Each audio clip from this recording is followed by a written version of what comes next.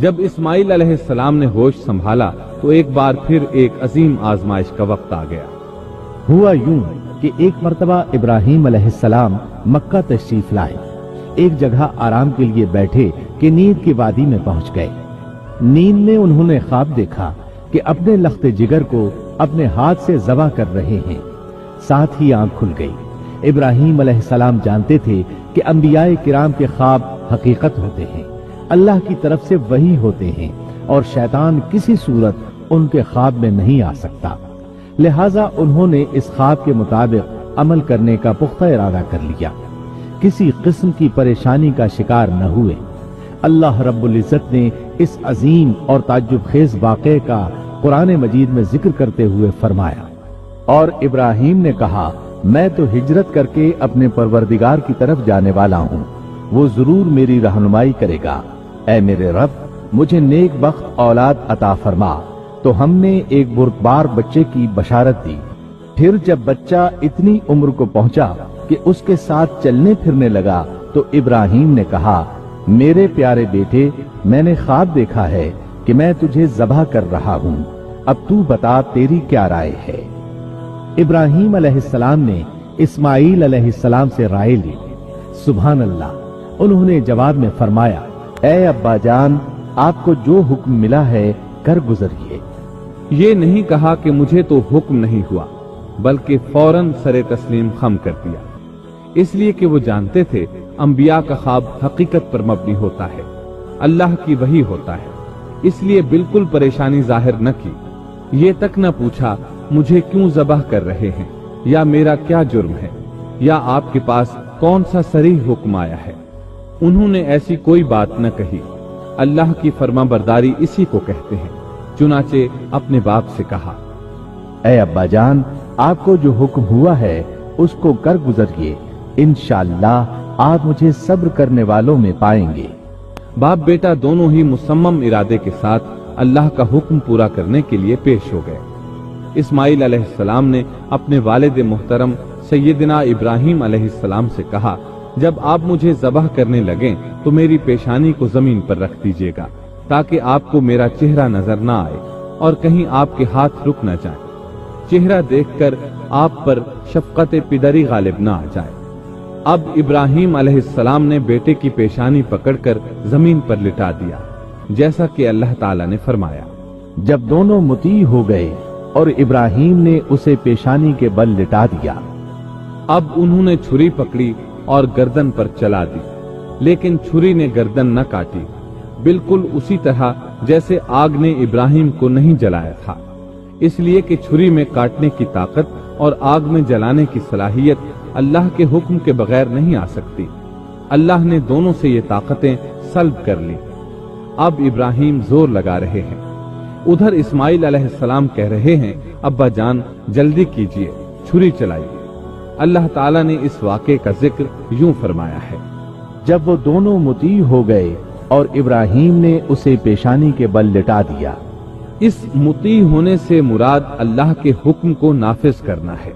اب ظاہر ہے مطیع تو وہ پہلے بھی تھے، لیکن یہاں اسلما یعنی مطیع ہونے سے مراد کامل اسلام ہے، نہایت واضح اور حقیقی اسلام مراد ہے، اس لیے کہ کامل اسلام وہی ہوتا ہے جس میں بغیر کسی تردد اور توقف کے اللہ کے امر اور نہی کی تصدیق کی جائے، یہ تھا حقیقی اسلام۔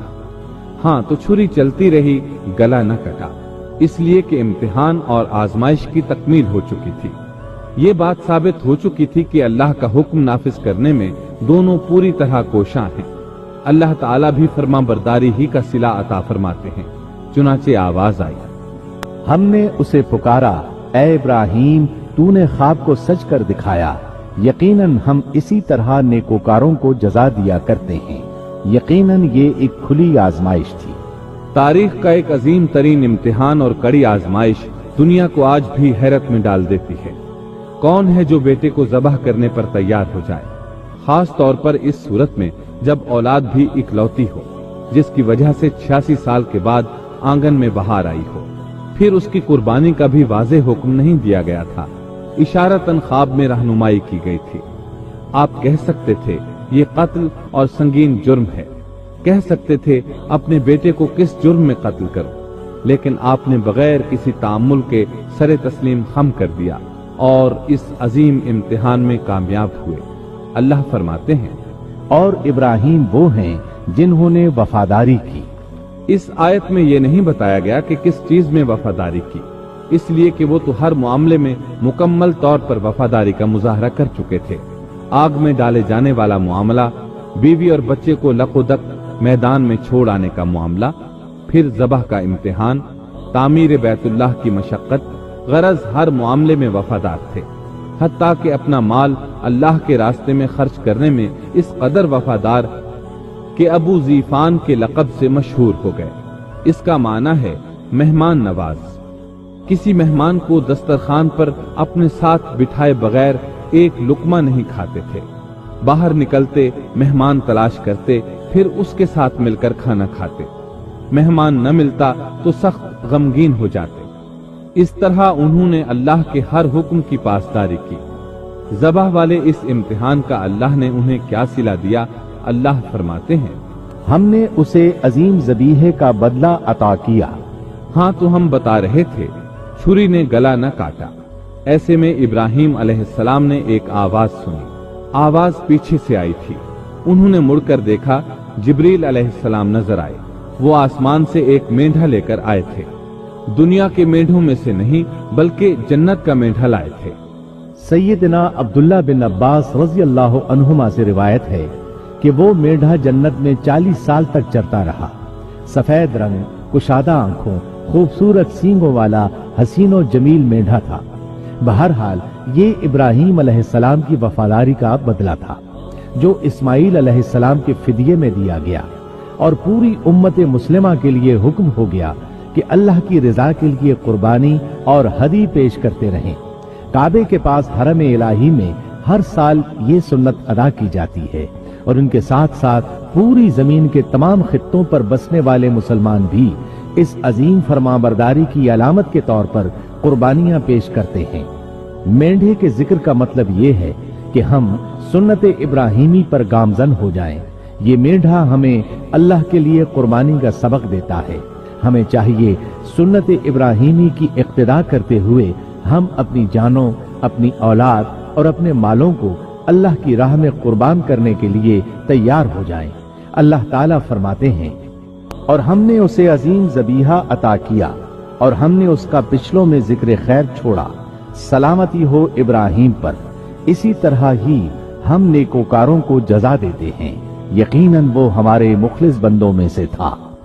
और इसी तरह अल्लाह फरमाते हैं, और हमने उसे नेकोकार नबी इसहाक की वलादत की खुशखबरी सुनाई। ये खुशखबरी फिलिस्तीन की तरफ वापस लौटने के बाद सुनाई गई। एक इकलौते बेटे की कुर्बानी के लिए तैयार हो जाने के सिले में और सारा अलैहिस्सलाम की अजमत और तकरीम के मद्देनजर अल्लाह ताला ने इसहाक की खुशखबरी सुना दी। ये आयत ज़बह के वाक़े के बाद अल्लाह ताला ने जिक्र फरमाई है। इसलिए मालूम हुआ पिछली आयत में इसहाक के अलावा किसी और बेटे का जिक्र हुआ है, और वो इस्माइल अलैहिस्सलाम ही थे। बहरहाल इस अजीम आजमाइश में बेमिसाल कामयाबी के बाद इब्राहिम अलैहिस्सलाम फिलिस्तीन आए और 120 साल की उम्र में इसहाक अलैहिस्सलाम की बशारत मिली।